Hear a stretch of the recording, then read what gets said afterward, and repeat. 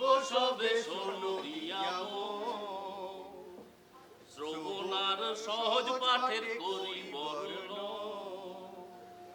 মাথা তুলে বাঁচতে যদি চাও সারা জীবন, আজকের এই সহজ পাঠের আছে প্রয়োজন।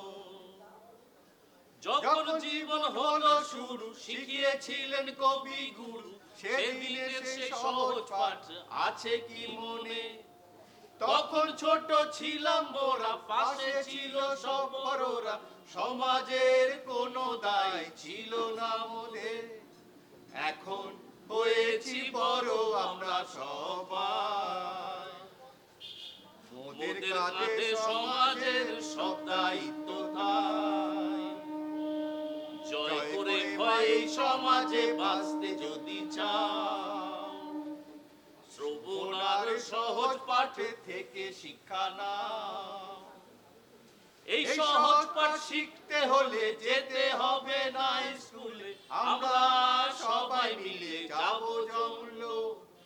না না ভয় পাবেন না ভাই, ফিরে আসবো আমরা সবাই, আমাদের সবার প্রিয় এই মতলো। এবার হলো যে সময় যেতে আগ্রহ, সবাই মিলে চলুন এবার যাই জঙ্গল।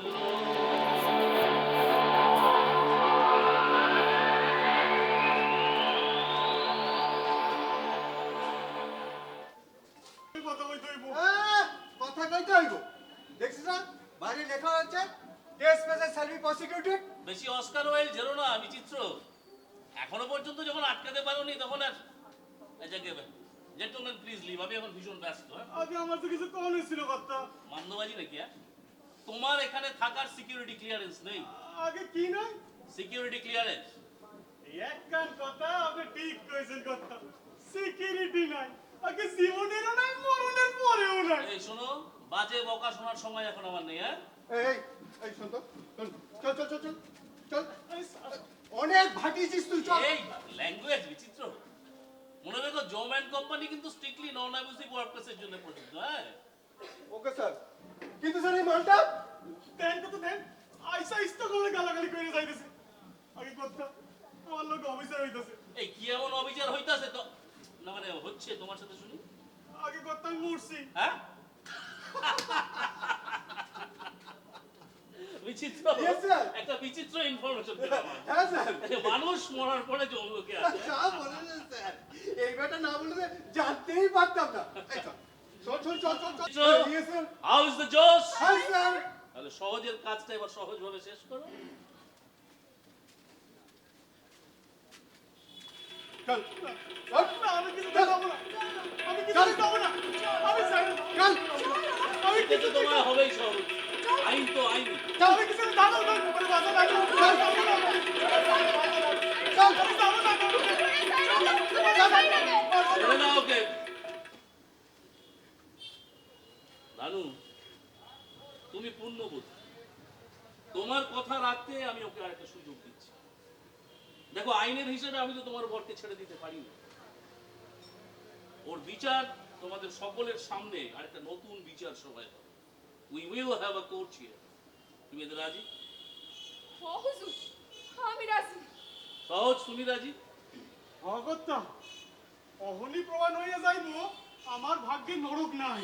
বিচিত্র, ইয়েস স্যার। এদের দুজনের রিজার্ভেশন পোস্টপোন করাও। Okay sir. Kanka, Yes, sir. জোন স্যারকে একটা ভিডিও কল করো। হ্যাঁ, লাইনটা ধরে আমাকে দাও। Let me get some details. হ্যাঁ, ওকে স্যার। এসো।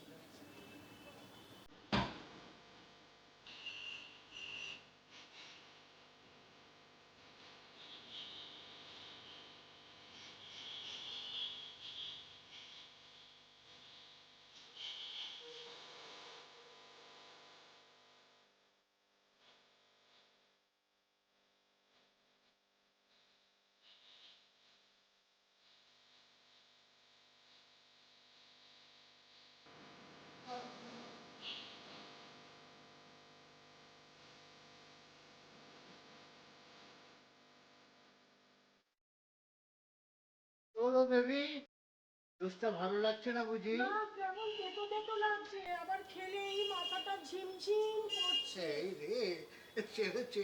ওটাতে সুরা আছে বেবি, ওটা আমায় দাও দেখি, দাও দাও দাও। তুমি বেড়াতে এসে এসব ছাইপাশ গিলছো? দাঁড়াও, তোমার এক সেকেন্ড, দেখছি তো।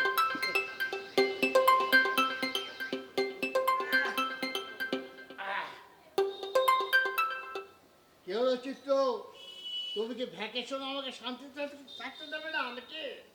এবার আমি তো স্যালারি কেটে নেবো। এই না না স্যার স্যার স্যার, রাগ করবেন না স্যার, রাগ করবেন না। একটু এমার্জেন্সি হয়ে গেছে, তা নাহলে আপনাকে বিরক্ত করবো কেন স্যার? লিটারালি? আরে জমের দুয়ারে কি এমন এমার্জেন্সি হতে পারে যে আমাকে দুদণ্ড শান্তিতে থাকতে দেওয়া যাচ্ছে না? না মানে আসলে হয়েছে কি স্যার, ওই হ্যাঁ। আজকে আজকে দুজন হ্যাঁ। এসছে অফিসে, তারপরেই থেকে স্যার একটা গন্ডগোল শুরু হয়ে গেছে। আর ওই বাবা। আমি হ্যাঁ, আচ্ছা আচ্ছা। আহ আহ, বাবা বাবা, দারুণ সমাধান চিত্ত। চলো, আমি অ্যাপ্রুভাল বাই মেল পাঠিয়ে দিচ্ছি, তুমি আমার জায়গায় কোর্ট লিড করো। আর ওই জাজমেন্টের ব্যাপারটা স্যার, আরে জাজমেন্টের ব্যাপার, লক্ষ কোটি বছর একসঙ্গে কাজ করছো, আরে সামান্য ব্যাপারটা সামলাতে পারবে না? তুই সামলে না, সামলে না। আর শোনো, দয়া করে ইমোশনাল হয়ে পড়ো না। না এখন রাখো, ভিটে বসে চিল করতে দিচ্ছে না। Bye sir, enjoy the trip sir. মেয়ে ছেলে দেখতে খালি খুচখুচ খুচখুচ করে। না না স্যার, সিরিয়াস নাকি গো? হ্যাঁ হ্যাঁ? না না না, ও বাদ দাও বাদ দাও। বলছি ডার্লিং, তুমি তো অনেক রাগ করলে। হ্যাঁ বলছি, তুমি একটা এই ছাই পাশ মেরে দাও না। আরে গোয়াতে তো আর বারবার আসা হবে না।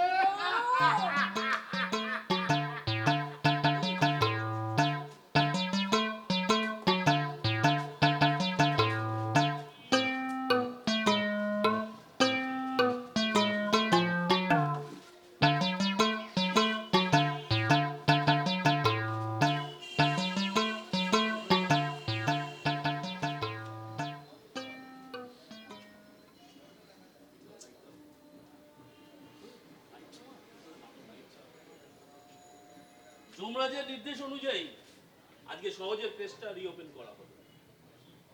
ওর কর্মফল অনুযায়ী এবং ধানুর কর্মফল অনুযায়ী স্বর্গ এবং নরকা দিয়েছো, তাহলে তোমার নরক সেন্টেন্স ভাড়াতে কিন্তু এই বাধ্য হবে। কন্টিনিউ বিচিত্র। সহজ নরকে যাচ্ছে মেরুদণ্ডের অভাবে। কি? এলাবোরেট বিচিত্র। Yes sir. বাদী সহজ জ্ঞান তো, মানে জীবনকালে কোনো অন্যায় করেনি ঠিকই, তবে অনেক অন্যায় সহ্য করেছে। ওর বাড়ির লোকেরা জমি কেড়ে নেয়, ও চুপ করে থাকে। ওর মালিক দিনের পর দিন ওর মজুরি কেটে নেয়, ও মৌনতাকে শ্রেষ্ঠ পথ হিসাবে বেছে নেয়। গ্রামের প্রধান ওর সামনে ওর স্ত্রীকে অপমান করে, ও চুপ করে থাকে। ও সামান্য প্রলোভনে ধানুকে বাধ্য করে গ্রামের প্রধানের পাতা ফাঁদে পা দিতে।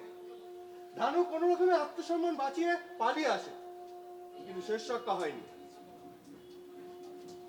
গ্রামের প্রধান ও কিছু মাতব্বর মিলে ধানুকে চোর আখ্যা দেয় এবং অগত্য অত্যাচার করে, এতেই ধানুর মৃত্যু হয়।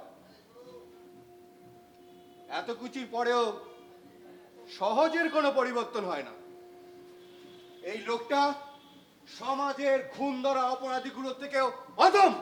কিন্তু কর্তা, আমি তো গেলে তো কোনো পাপ কাম করি নাই, আর ধানু তো চুরি করছিল কর্তা। আদালত তোমার জীবন বৃত্তান্ত শুনেছে সহজ। এবার তোমার স্ত্রী অর্থাৎ ধানুর জীবন বৃত্তান্ত আমরা শুনব। শঙ্খ, প্রসিড। আমার ক্লায়েন্ট ধানু সিংহ, স্বামী সহজ সিংহ ফ্রম গোবরগ্রাম। নিজের বিরুদ্ধে ওঠা অভিযোগকে ধানু অস্বীকার করে না। এই এনকোয়ারিকে ধানু সত্য এবং স্বচ্ছ বলে মনে করে। তোমার ক্লায়েন্ট কি কোনো খারাপ কাজের সঙ্গে জড়িত ছিল? না স্যার, আচ্ছা, সামাজিক বা পারিবারিক দায়বদ্ধতা অবহেলা করেছে?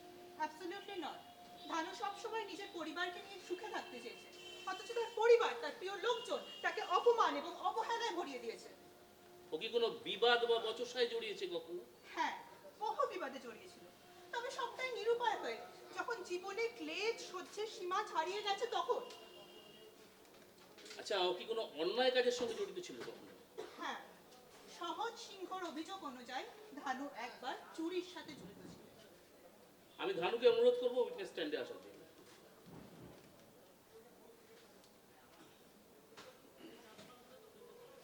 ধানু, তুমি কি স্বীকার করো যে জীবনে তুমি একবার চৌর্যবৃত্তির সাথে জড়িত ছিলে?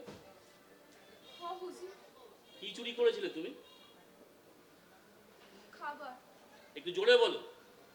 খাবার খাবার চুরি করছি। কিন্তু হুজুর, আমি তো আমার দেওয়া খাবারটুকুই নিয়ে পালাইছিলাম। কোন হুজুর, আমি কি করতে পারতাম? আমি নিজে মরি তাতে দুঃখ নাই, কিন্তু কিন্তু আমার পোষ্যগুলো, আমার বর, ওরা যে ক্ষুধার জ্বালায় মরতে আসিল। মালিক যে 6 মাস মজুরি দেয় নাই। নিরুপায় হয়ে ধানু চুরি করে। মালিকের মিথ্যা প্রতিশ্রুতির কারণে ওরা মজুরি পাচ্ছিল না, ওদের অনাহারে থাকতে হচ্ছিল দিনের পর দিন। ধানু নিজের অংশের খাবারই চুরি করেছে। যতটুকু খাবার চুরি করেছে তা ওরা যে মালিকের কাছে পেত তার 1% নয়। ধানু, তুমি পুরো ঘটনাটা বিস্তারিত বলো। কর্তা, আমার স্বামী আর আমার পুষ্টগুলাকে নিয়ে চাষবাস কইরা বেশ দিন চলে যাইতেছিল, কিন্তু সুখ বেশি দিন কপালে সইল না। আমার আমার পরিবারের লোকজন আমার স্বামীরে বোকা বানাইয়া আমাকে জমি কাইরা নিল। চাষবাসও বন্ধ হইয়া গেল। তাই অভাবে পইরা গ্রাম প্রধানের কাছে কাজের আশায় গেলাম। কিন্তু ওই প্রধান দিনের পর দিন কাজ করাইয়া মজুরির টাকা দিত না। খুব নজরে আমার দিকে তাকাইতো। নানা অসিলায় আমার আমার চরিত্রে হাত দেওয়ার চেষ্টা করতো হুজুর। আমি আমার স্বামীর কাছে অভিযোগ করে ওনার সামনে আমার গাল বন্ধ করে অসম্মান করতো। আর আমার স্বামী ভয়ে চুপ কইরা থাকতো। হুজুর, প্রধান আমারে বেশি টাকা মজুরি দেওয়ার প্রলোভন দেখাইয়া অতিরিক্ত কাজের জন্য রাতের বেলা তার বাড়িতে যাইতেন। আমি রাজি না হওয়ায় উনি আমারে কইলে স্বামীর অনুমতি নিয়ে কাজে যাইতে।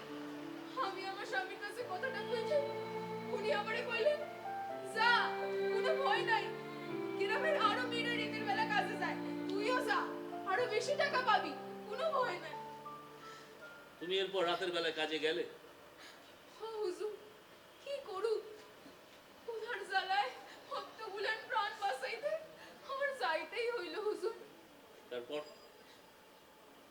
প্রধান আমারে কাজ দেওয়ার নামে একটা ঘরে বইতে কইল। আমারে কিছু খাবারও দিছিল হুজুর। আমি খাবারটা না খাইয়া আসলে বাইতে লইলাম, কিন্তু কখনো বুঝি নাই আমার লগে কি ঘটনা ঘটবো।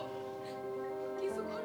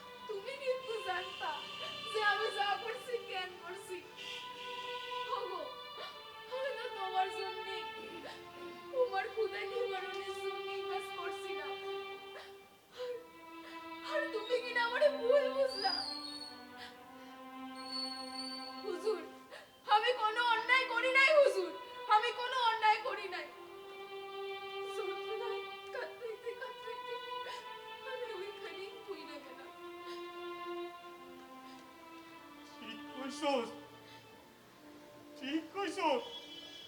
আমি পাপী, পাপী, আমি পাপী। আমি অন্যের প্রতিবাদ করতে পারি নাই। কথা কথা বিশাল বড় পাপী কর্তা। আমি প্রধানের শালাকে ধরতে পারি নাই। আমার অনেক টাকা লোভ দেখাইছিল যাতে আমি ধানুরের রাইতে কাজ জানার অনুমতি দিই করতাম। আর যদি এই কথাখান কাউরে কইয়া দিই তাহলে আমার জানে মারার হুমকি দিছিল কর্তা। আমি জান বাজারে লইকা ধানুরের রাইতে কাজ জানার অনুমতি দিই করতাম। বিশ্বাস করে কর্তা, বিশ্বাস করে ধানুরের বিপদে ঠেলা দেওয়ার কোনো উদ্দেশ্য ছিল না কর্তা। আমি বিশাল বড় পাপী কর্তা, আমি বিশাল বড় পাপী। আমি পাপ করছি কর্তা, আমি পাপ করছি, আমি পাপ করছি। অতএব সহজ মেনে নিচ্ছে যে ও পাপ করেছে, ওর পাপের জন্যই ধানুকে মৃত্যুবরণ করতে হয়েছে। তাহলে সহজকে এক্ষুনি নরকে নিক্ষেপ করা হোক। ঠিক কইছেন, ঠিক কইছেন। আমি স্বীকার করতেছি আমি পাপ করছি। কি করুম? ছোটবেলা থেকে জানছি প্রধান মানে ভগবান, মালিক। ওরা অর্থের জোরে, ক্ষমতার জোরে চিরকাল আমাদের মতো গরিব মানুষরে পায়ের নিচে রাইখা দিছে। ওদের অর্থের সামনে, ক্ষমতার সামনে আমরা কি করতে পারতাম কর্তা? এই সমাজ, এই ক্ষমতাশালীদের ভয়, এই কথাগুলো তো চিরাচরি। কিন্তু কর্তা, এই সমাজ, উস নিচ, গরিব লোক, বড় লোক, এগুলো তো আপনারাই তৈরি করছেন কর্তা।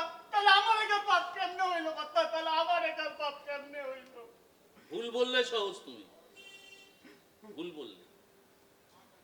বিধাতা পৃথিবী বানিয়েছেন, মানুষ বানিয়েছেন, কিন্তু এই সমাজ, এই উঁচ নিচ, এই বড় লোক গরিব লোক, জাতি ধর্ম ভেদাভেদ, এই সব কিছু তোমাদের মতো মানুষের, এই সব কিছু সৃষ্টি করেছে তোমরা।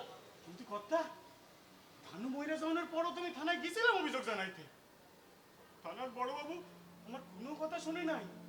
আরে ভয় দেখাইয়া প্রধানরে ফোন করে সব জানাই দিল। প্রধানের লোকেরা আমায় রাস্তায় ধইরা খুব মারধর করলো কর্তা, খুব মারধর করলো। মারধর কইরা আমার এই নিতর দেহকান অনেক পয়লা সইলা গেল। আমিও বাঁচতে পারি নাই। যন্ত্রণায় ছটফট করতে করতে আমিও মইরা গেলাম। কিন্তু কর্তা, আমার সঙ্গে যখন অত্যাচার হচ্ছিল তখন তো ওখানে অনেকেই উপস্থিত ছিল কর্তা। কেউ প্রতিবাদ করে নাই কর্তা, কেউ প্রতিবাদ করে নাই, কেউ প্রতিবাদ করে নাই। সহজ, অন্যের সঙ্গে যখন অন্যায় হয়েছে তুমি তাতে মাথা ঘামাও। তুমি ভেবেছো আমার সাথে তো হচ্ছে না, তাই তোমার ঘরে যখন বিপদ ঘনিয়ে এলো তখন তুমি মাথা উঁচু করে দাঁড়াতে পারো। আসলে প্রতিবাদ না করার রোগটা যে তোমাদের, প্রতিবাদ না করে করে তোমাদের কাঁধগুলো সব ঝুঁকে গেছে, মেরুদণ্ড সোজা নেই তোমাদের। হ্যাঁ, এইভাবে যখন ধানু বিপদে পড়লো তখন তুমি ভয়ে পালিয়ে গেলে, প্রতিবাদ করলে না। তোমার নরকবাস নিশ্চিত সহজ। বিচিত্র, Yes, sir. ওকে নরকে পাঠানোর ব্যবস্থা করো। ধানু, তোমার কর্মফলেই তুমি স্বর্গে যাচ্ছ, এর জন্য আমাকে ধন্যবাদ জানানোর প্রয়োজন। শঙ্কর, ধানুকে স্বর্গের দ্বারে পৌঁছে দাও। যাইতাছি, যাইতাছি কর্তা, যাইতাছি। যাওয়ার আগে একটাই কথা কইয়া যাই, এই সমাজের গরিব মানুষগুলার একদিন রক্ষা দাঁড়াইব। অত্যাচার সহ্য করতে করতে যেদিন ওদের পিঠ গেলে ঢাইকা যাইব, সেই দিন ওরা ঘুইরা দাঁড়াইব, অন্যের প্রতিবাদ করব, কোনো প্রলোভনে পা দিব না। প্রলোভনের টাকা সুইরা মারবো এই গ্রাম প্রধানের মতো লোকেদের মুখে, তাদের ন্যায্য অধিকারের জন্য। সেদিন আসবে কর্তা, সেদিন আসবে, সেদিন আসবে কর্তা, সেদিন আসবে। তাহলে তুই আমারে ক্ষমা করিস নানু। আমি অনেক অত্যাচার করছি, অনেক অন্যায় করছি নানু। তুই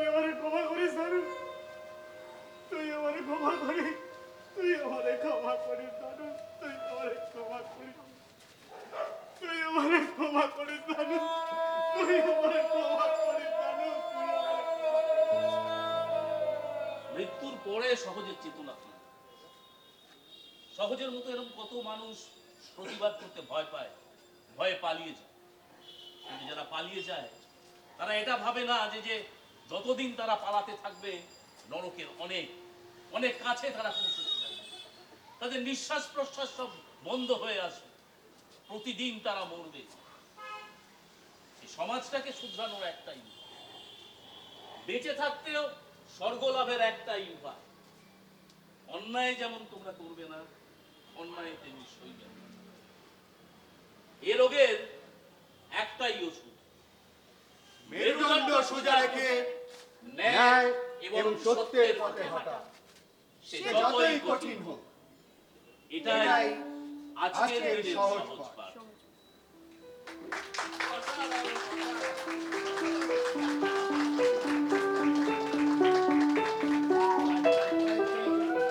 আর নির্দেশনায় ছিলেন সোমনাথ রাউল। সোমনাথ রাউল মহাশয় এসছেন কি? আচ্ছা আচ্ছা আচ্ছা, আমরা আশা করব যে এই নাটকের মাধ্যমে ঢাকুরিয়া চন্দ্রদ্বীপ একটি বিশেষ বার্তা আপনাদের কাছে পৌঁছে দেবার চেষ্টা করেছে। আপনারা নিশ্চয়ই এই নাটকটির থেকে সেই বার্তাটি গ্রহণ করেছেন। আমি গার্গীকে মঞ্চে আসতে বলবো, কারণ এটা আমাদের একটি কর্তব্য। আমাদের আমন্ত্রণে যে সমস্ত নাট্যদল দূর দূরান্ত থেকে এসেছেন তাদেরকে আমরা একটু সম্মানিত করি, সম্বর্ধনা জানাই। আমাদের দলের সদস্যা এবং অভিনেত্রী গার্গীকে একটু মঞ্চে আসতে অনুরোধ করছি।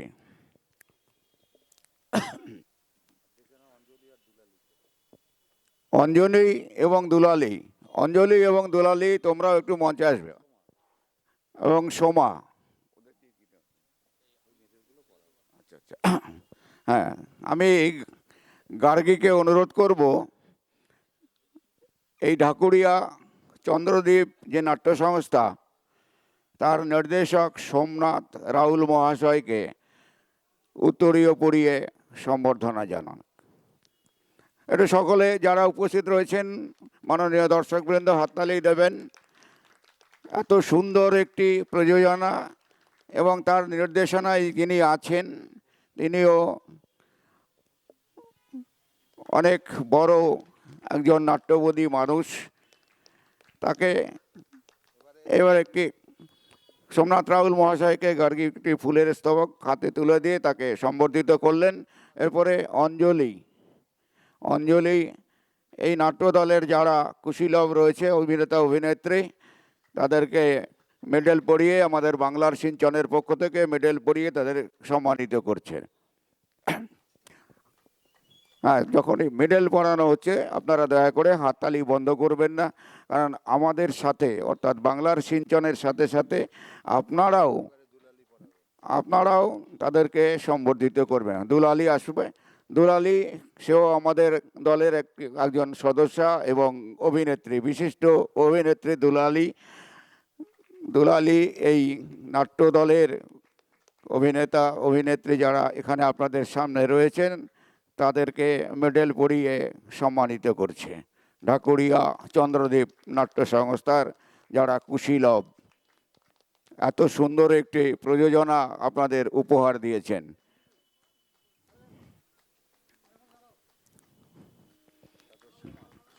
হ্যাঁ, এরপর সোমা মঞ্চে আসবে, সোমা সামনে আসবে। সোমাও আমাদের দলের একজন সদস্যা এবং অভিনেত্রী। এই ঢাকুরিয়া চন্দ্রদ্বীপ দলের যারা অভিনেতা অভিনেত্রী রয়েছেন আপনাদের সামনে সারিবদ্ধভাবে দাঁড়িয়ে আছেন, তাদের সকলকে বাংলার সিঞ্চনের পক্ষ থেকে মেডেল পরিয়ে সম্মানিত করছেন আমাদের দলের সদস্যা সোমা।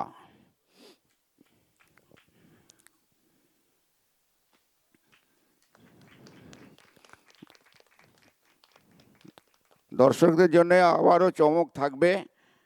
পরিচালক মহাশয় প্রশ্ন করবেন, আপনারা উত্তর দিলে পুরস্কৃত হবেন। শেষ। আমি এবার মাইক